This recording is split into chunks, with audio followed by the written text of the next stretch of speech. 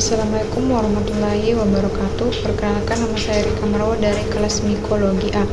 Nah, di sini saya akan menjelaskan beberapa biosintesis metabolit sekunder jamur sampai pada tahap bioteknologi aplikasinya.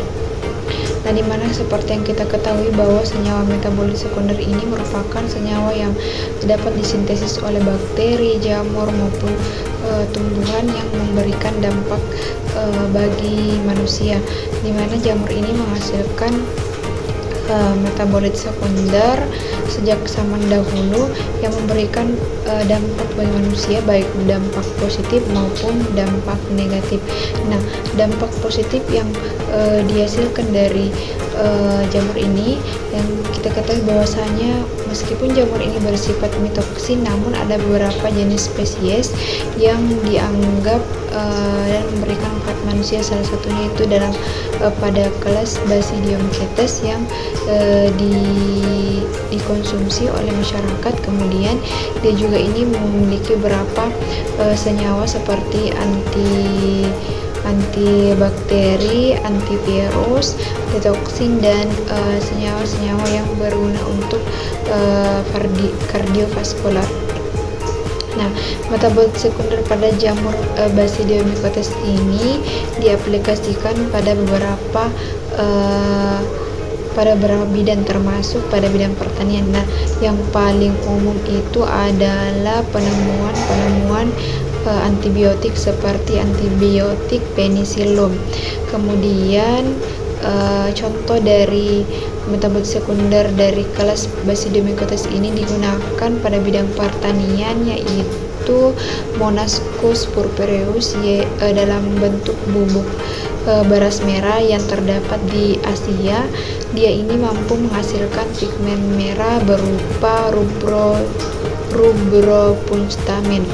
Kemudian selain itu dia juga metabolit sekunder pada jamur ini juga memberikan dampak negatif.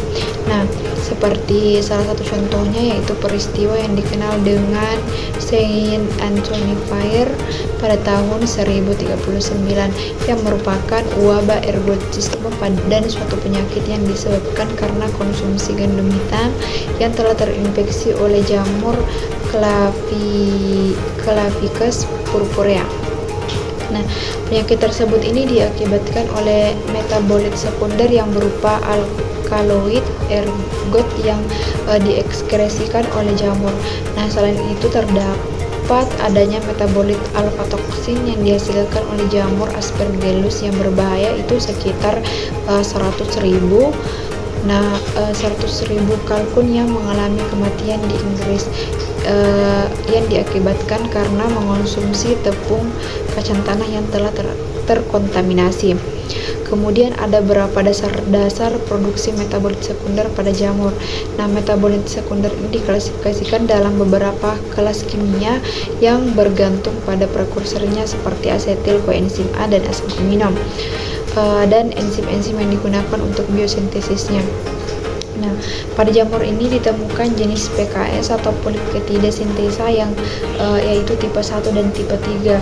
Nah, tipe 1 ini merupakan megaenzim dengan beberapa domain yang digunakan secara berulang guna menunjang poliketida yang berasal dari asetil dan melonyl koenzim A. Kemudian PKS 3 tipe 3 ini adalah enzim kecil yang terdiri dari domain ketosintesa tunggal. Tipe ini menunjukkan fleksibilitas yang cukup besar dan mampu menerima berbagai macam starter mulai dari asetil koenzim A linear pendek hingga panjang sehingga mampu menghasilkan berbagai senyawa. Kemudian ada genomik metabolit sekunder jamur. Nah, perkembangan teknologi saat ini menyebabkan terjadinya penelitian-penelitian terbarukan seperti hanya munculnya penelitian baru berupa asal-usul evolusi genom metabolit sekunder pada jamur.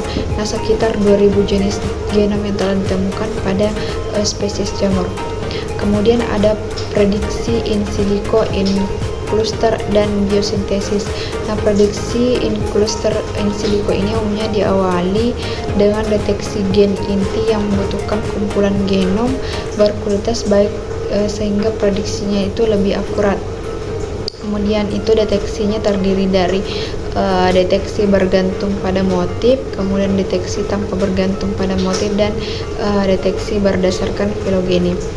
Nah, pengetahuan mengenai tentang produksi metabolit sekunder pada jamur ini telah meningkat sekitar abad ke-21, terutama sejak ditemukannya perkembangan genomik dan bioteknologi.